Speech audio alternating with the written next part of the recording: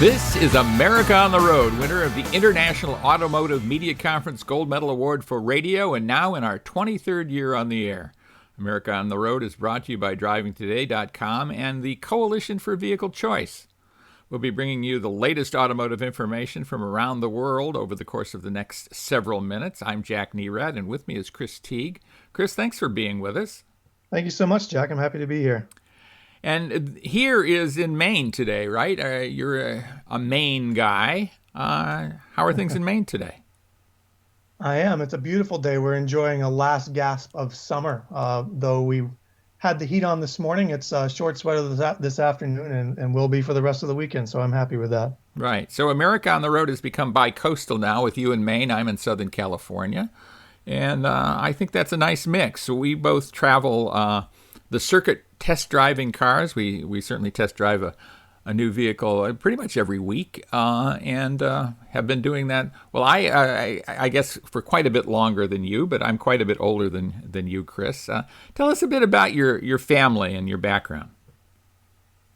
Sure. Well, I got my start covering technology and worked my way through the ranks there before really deciding to make the jump into automotive. And I've been doing that for a couple of years now. Driving, as you said, a new vehicle every week. Every one I get, no matter how big or small, I jam both of my kids in the back seat. I have a 2-year-old, almost 3-year-old, and an almost 7-year-old. So we have some challenges with space, but it's a lot of fun, and they get to help me review the cars here in Maine, like you said. So we get some great weather to test all the vehicles in. All-wheel drive and some great snowy conditions here are always fun year-round. And I think one of the great things about the way you test vehicles and what we try to do here on America on the Road is test cars for real people, the way real people would drive cars. I mean, we're certainly enthusiasts about cars, and we both love the car business and love individual cars. But at the same time, we understand that a lot of people use cars more as a tool than an object of enthusiasm, and we want to review vehicles for those folks, too. So let's talk about what's going on in the auto industry right now that is of interest. It seems like there's a lot of things going on. And, what would be your top story? What do you think's the top one, Chris? I think one of the most fun stories the past couple of weeks that has come out is the Porsche Taycan and the Tesla Model S sort of duel that's kind of popped up. It's definitely been entertaining to watch. Both from an enthusiast standpoint, because we now have a very high performance, very expensive all-electric vehicle, but also from the business side of things, with Tesla kind of jumping into a racing mix and really getting into a competition there, when their focus, at least up until now on paper, has been, let's be all environment all the time, or all very friendly, kind of future forward-looking, environmentally conscious brand. So it's a really interesting thing. Elon Musk has his own Twitter personality, and Porsche is what they are, a very kind of stoic brand, but it's extremely entertaining to watch. Absolutely, it is. I mean, in a lot of ways, Tesla has always been a bit schizophrenic because they have this certainly environmental green persona, all electric, of course, and no fossil fuels, et cetera, et cetera. At the same time, always have pushed high performance, like hyper performance, actually. It was something where you wouldn't think the twain would meet, but it seemed to be a magic formula. But now Porsche seems to want to dip into that. I agree. And I think I forget where I heard it yesterday. One of the podcasts I listened to, there was an interesting take on the sort of flip in personality for Tesla, because just a couple of weeks ago it was talk about our autopilot features, talk about our range and our charging times, and then literally 2 to 3 days later, it's to the Nurburgring. Let's go see how fast we could set a lap time. So it'll be interesting to see how that plays out for their buyers, and how many of them actually jump ship to go to Porsche when that vehicle comes out. Right. Well, and I wonder if the general public or the Tesla buyer even, which and the Tesla buyer is certainly not the general public necessarily, has any kind of sense of what the Nurburgring is, why it's important, if indeed it is, and that alone is debatable. Talk a bit about the Nurburgring itself and what it has come to represent, a lap time at Nurburgring. Well, for those of us that didn't grow up in the video game generation, I grew up playing Gran Turismo and a lot of other video games that prominently featured that track as one of the most difficult and longest tracks in motorsport. I don't know the exact length, but I do know that many brands, actually all brands who make a race car or anything close to it, go there to show off their lap times and how quickly they can go around. A lot of companies test their vehicles there, and people who are just enthusiasts from around the world go there to drive and test their skills. It's in Germany, and is it seven miles? I think it's longer. I think it's actually something more like 23, or it used to be. I think maybe they've shortened it a bit, but it was at one point real roads, just regular roads that you drive on that they would cordon off for a big race or two every year, and now it has become more of a circuit that is largely used for vehicle testing, and kind of become ipso facto a standard. But it's a situation where I wonder if the car companies are talking to one another and maybe to a handful of enthusiasts, and nobody else really cares much. I think so, and there's a popular and growing opinion that developing a car on the Nürburgring makes it difficult to drive in everyday situations. So the more you tune it to go quick on a circuit, the harder it is to actually make it comfortable and usable on the road. So, that's a question of how many people are actually going to know or care what the Nürburgring actually is, but then how many people are going to enjoy the final product when it comes out, or even care about it. So again, I think it'll be really interesting to see. The car that Tesla drove or tried to set the lap time with is not a production car. It's not a version that anybody can buy right now. So again, whether they actually end up making it for general consumption or not is yet to be seen. But it's a funny thing to test an electric vehicle for mass consumption on a racetrack, simply to set a lap time. Yeah, it is silly. Well, another news item that caught my interest this week was what they're doing in Monza for an auto show. I mean, we have seen auto shows across the country, and auto shows are evolving. Whether the consumer out there is paying much attention to that or not, we're going to see vast changes in auto shows. In fact, I'm headed down to the Texas Auto Show in another week or so. That is going to remain a pretty traditional auto show, but in Monza in Italy, they're changing the auto show type completely. It's going to be outside at a racetrack. It will be very inexpensive for the manufacturers to participate in, and because of that, the organizers think they're going to get a great turnout of car manufacturers, and that's what drives attendance. So it'll be interesting to see whether an outdoor situation like that is meant to kind of be a festival in a lot of ways will be the key to making an auto show more relevant again. I agree. It kind of changes the whole dynamic, right? The interior, the big displays, the expensive lighting and everything. It takes all that away, or at least changes it quite a bit. So it will be really interesting to see what that does, not just to the attendance, but to how the cars make a showing. Right. And of course, we're going to see that in the Detroit Auto Show. That's coming up in June. Typically, we would expect the Detroit Auto Show, which is arguably the best auto show in the United States, to happen in January. They have moved that after a lot of defections. The import manufacturers in particular decided that Detroit probably wasn't the best place to spend massive amounts of money to interest consumers, since they weren't selling very many cars in the Detroit area. So Detroit has moved its auto show to June, and is going to have a format that in some ways is similar to what they're going to do in Monza, which will also be in June. I think so. And then, Detroit in June is a much nicer place to be than Detroit in January in general. So that can't hurt their cause either. Absolutely. Well, when we come back, we're going to be doing some road testing, talking about two vehicles that we have driven over the course of the last week or so. And we'll report to you on that. So after these messages, come back to us, and we'll be right back right here on America on the Road.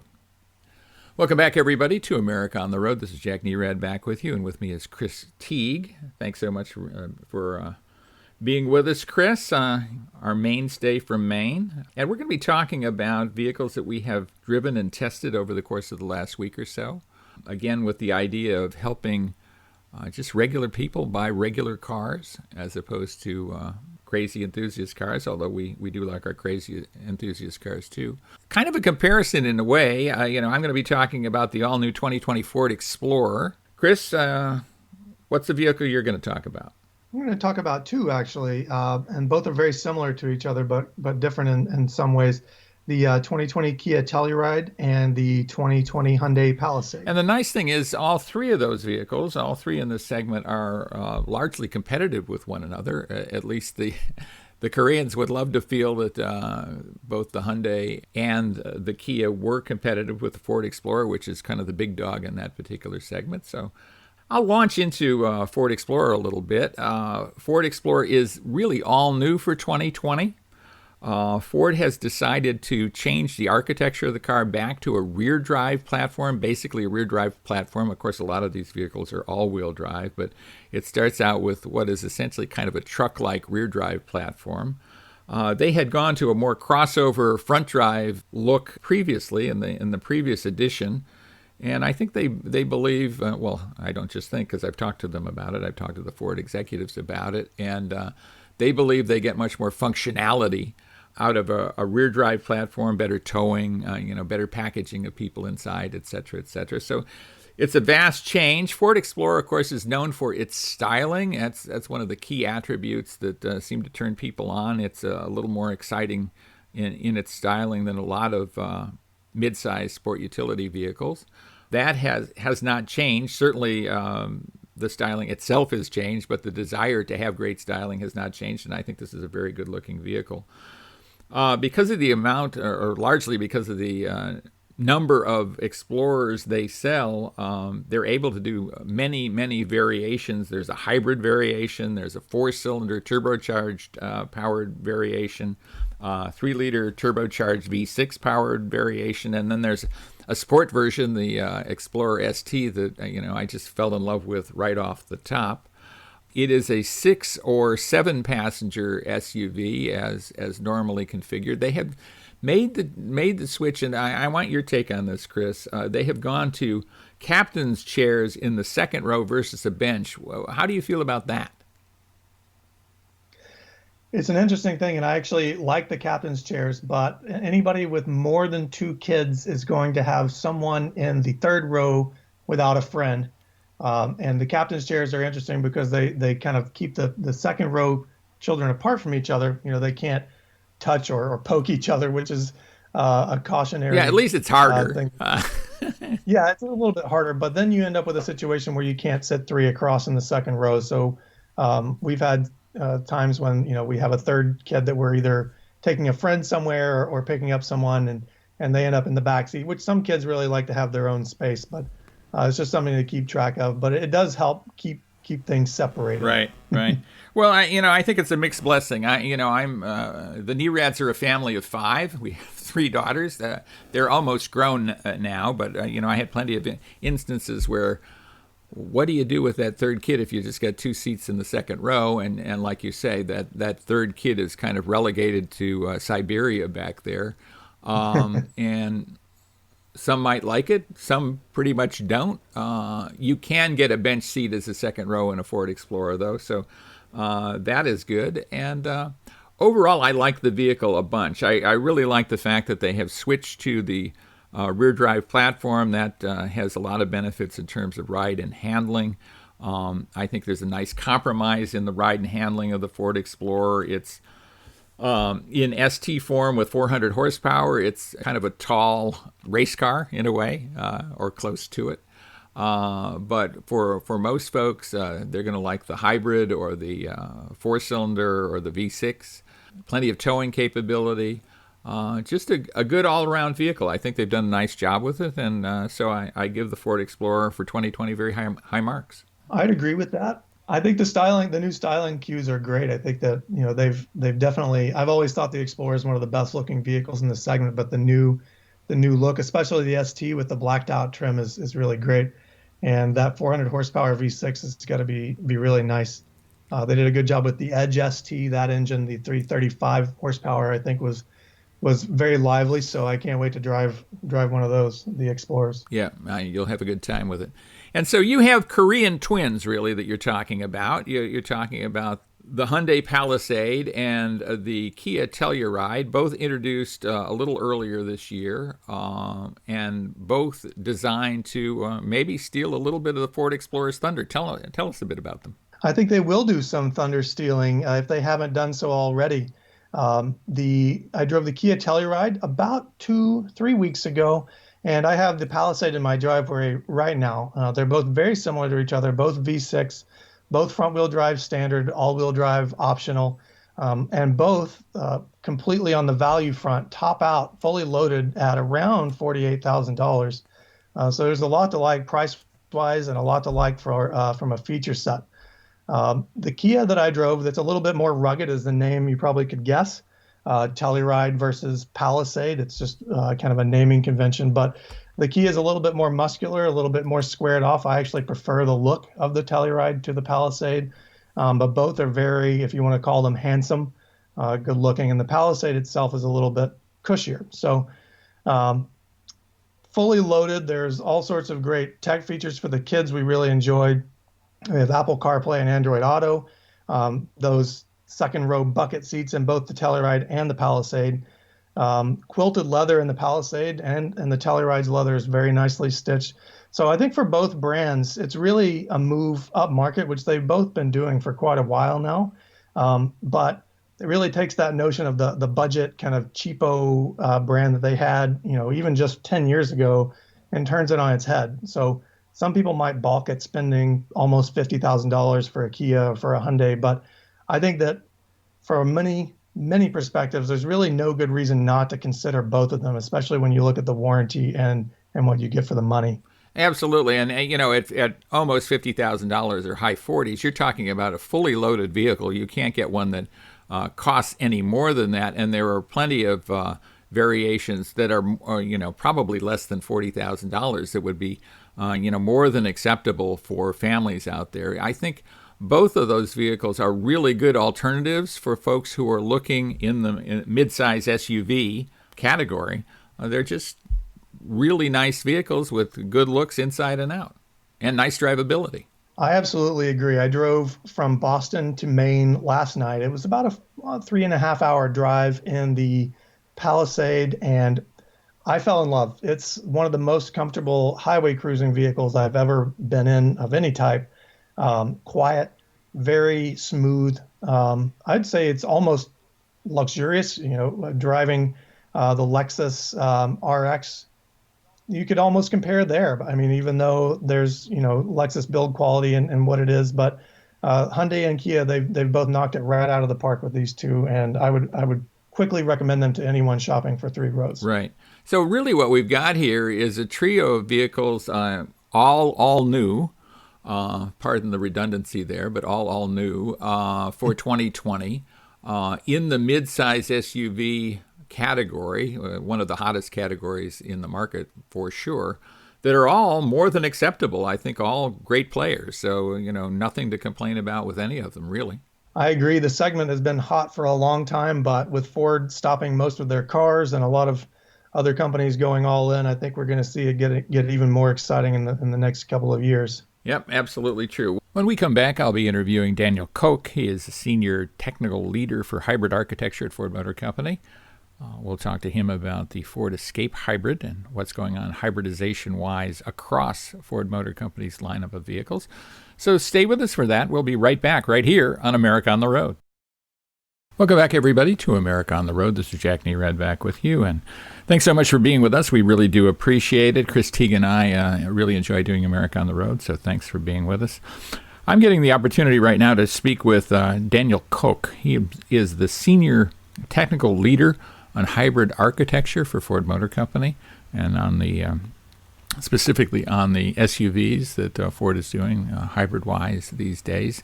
We're talking to him on the occasion of driving the all-new Ford Escape for 2020. So let's go to that interview with Daniel Koch right now. A lot going on with this vehicle, but I think you have a particular philosophy about hybridization for Ford vehicles these days. Tell us a bit about that, and then we can dive into the vehicle itself.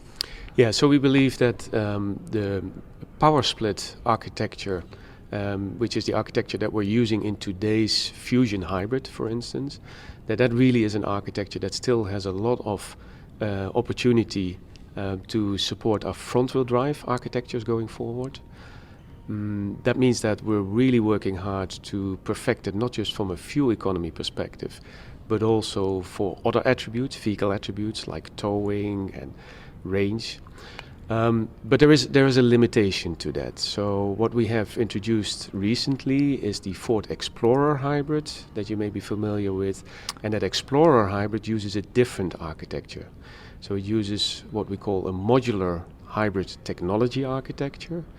And that is more geared towards delivering high torque for instance, truck applications, sports utility vehicle applications, where there's more need for performance or more need for towing or more need for off-road. And really kind of seamlessly no compromise, right? I mean, where you wouldn't know whether you're in a hybrid or not in a lot of ways. Correct. And that's we think that we've really achieved that here in the 2020 Escape hybrid, where a lot of the features and a lot of the utility and the versatility that we have in our vehicles with a conventional internal combustion engine powertrain, that we carry that over towards the hybrid vehicle.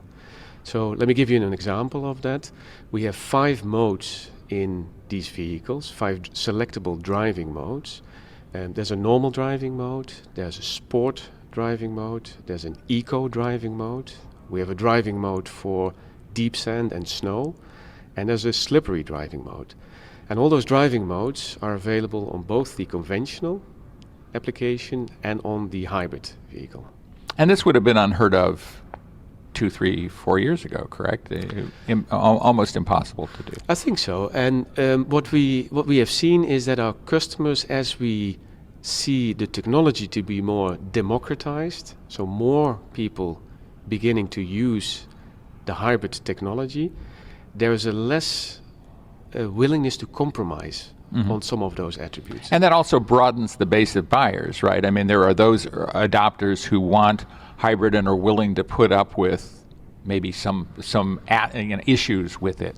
But to get general acceptance, people don't want any issues. They don't want to have to put up with things that they're not used to. And rightfully so, I think. So the technology really has moved forward. When we started the original Escape hybrid back in 2005, let me give you an example. We had to install a battery pack that basically covered the whole trunk area, the cargo area flat in the floor. What we've been able to do and today... is 4 inches, 5 inches thick, right? I mean, right, so, yeah. So it was still usable, but there was that battery pack there. Right. Now today, where we are with our 4th generation of hybrid, we've made our batteries liquid cooled. And that means we've been able to make them much more compact, much more flat, and seal them. So that means that the battery is not just 30% lighter and 30% smaller. We can now also place it under the floor of the vehicle, so under the body of the vehicle. So you as a driver or as a customer do not see that battery at all. It's really amazingly small. When one looks at it, one goes, how can this be? How can this be the battery pack, given what we've seen before? It's about the size of a briefcase, say. Correct. And all of that is driven by the approach of using lithium-ion cells, lithium-ion, the latest lithium-ion technology, and use that in a liquid-cooled battery pack. And that's fairly unique in the hybrid world. Yeah.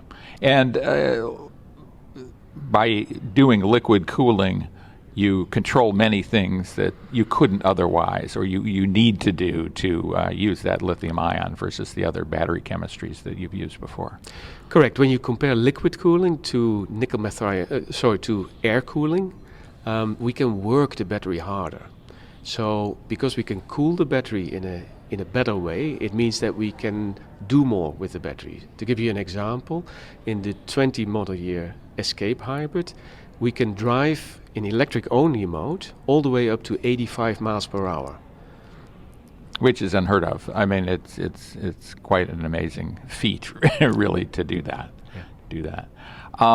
We talked a little bit about the research before we went on the air. We talked a little bit about the research you've done at Ford Motor Company on previous hybrid owners, use case, real world use. Tell us a bit about that. I thought it was fascinating.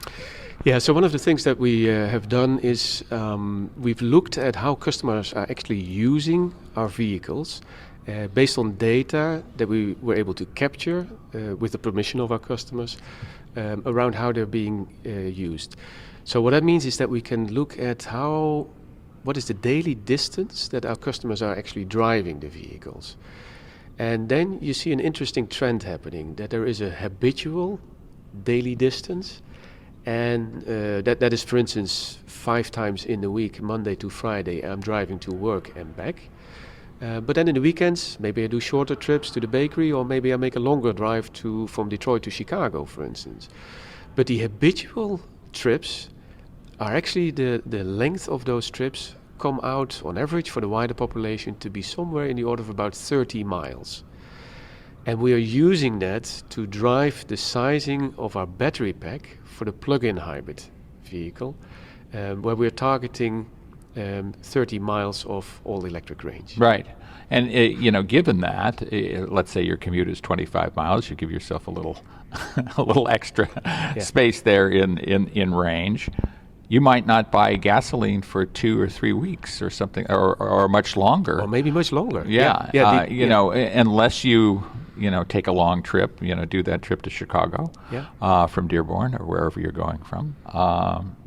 And what we actually see there is that our customers tend to plug in at home. So at least once per day, they come home, plug it in, and drive off fully electrically again in the next day. Now, some employers offer charging opportunities at work. You're probably familiar with parking structures that have more and more these plug-in opportunities. Sometimes our customers can plug in more than once per day, but on average we see them really plugging in. Yeah, and it's kind of a bonus, I think, that you're able to do that versus something you'd necessarily count on. If you're at the shopping center and you're going to be there for 2 or 3 hours, maybe you can plug in and that would make some sense. Maybe it doesn't even make sense then, for that short a period of time. Yeah. We talked a little bit, again, before we went on the air, about the compromises involved in range versus cost. Take us through that, because, that's a balancing act. Yeah, so if we go back to that habitual daily distance of about 30 miles. Now, some customers will say, no, but my trip to work is longer.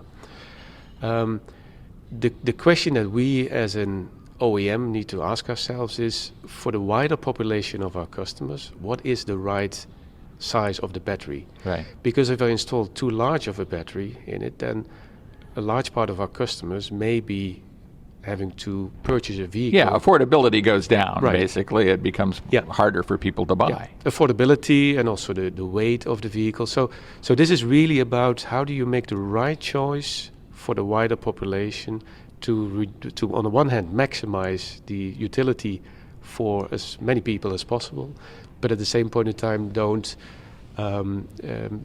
install too large of a battery pack for the other part of the population. What do you think the overall prospects are 5-10 years out for plug-in hybrids?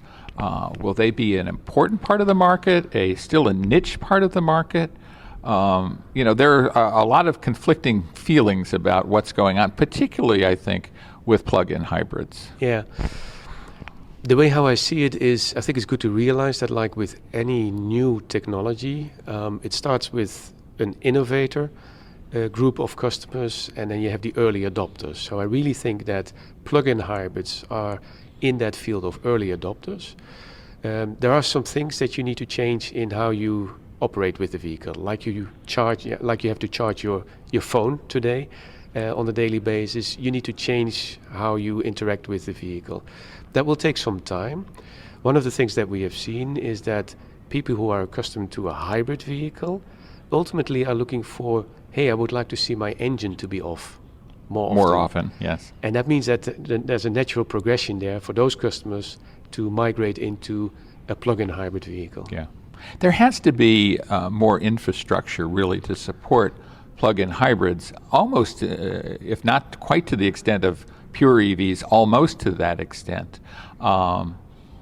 You talk about how typical plug-in hybrid owner plugs in virtually every night. Yeah. But if I'm an apartment dweller, I might not have that ability, or I would have to find a place, to do that that is not typical, And at the same time, the Escape is being pitched to us as an urban vehicle. So talk a bit about that. Yeah, no, that is true, and that's a bit of the tension field, I think, that is out there. What we see in certain parts of the country, California, for instance, building codes are being updated to encourage, if not mandate, the opportunity for customers, for people to charge, even in different condominium areas, for instance. Right. So there is definitely that part. At the same point in time, I think it's good to realize that, again, this technology is still on a fairly low volume in terms of the overall the migration of the technology into the main space. So I think what we will see is there is time for the infrastructure to catch up with what our customers ultimately want, which is, as I said, charging at home primarily, and then have opportunity charging during the day in different places. Got it. Let's swing back a little bit to the 2020 Escape and the 2020 Escape hybrids specifically. What do you think is your biggest achievement? What are you proudest of having accomplished with this round of hybrid? Yeah, I think what I mentioned earlier, we've really focused hard on trying to reduce any compromises that we have with these hybrids. And that means that we've chosen the right system sizing, the right engine with the right efficiency. We've chosen the right sizing of the electric machinery in the transmission. We've chosen the right battery size and the battery technology. And that, coupled with what I mentioned earlier, the liquid cooling of the battery pack and taking it completely out of the occupant space or the cargo space, I think that is our biggest achievement here. And I really hope that our customers will be encouraged by no longer having these compromises. So it's an and solution. You have fuel economy, great fuel economy, and you have great range, and you have performance. And there's also a towing capability now. To give you an example, the Escape Hybrid now is able to tow up to 1,500 pounds. And that was impossible before with air cooling of the battery and the battery pack. It's actually a complete system design, but the battery, it plays a big role in that part. Yeah. Terrific. Well, Daniel Koch, thanks so much for being with us. We do appreciate it. Very welcome. Thank you, Jack, for having me. And that was Daniel Koch again, Senior Technical Leader for Hybrid Architecture at Ford Motor Company. We thank him for being with us. And that's it for this edition of America on the Road with Chris Teague. This is Jack Nerad. Thanks so much for being with us, Chris. Always enjoy talking to you about cars and about other things, too. I look forward to doing this more and more. You as well, Jack. Thank you for having me on. I look forward to more chats. Well, we'll do that as early as next week, and I look forward to that. And we hope you join us again right here on America on the Road on Driving Today. I'm Jack Nerad.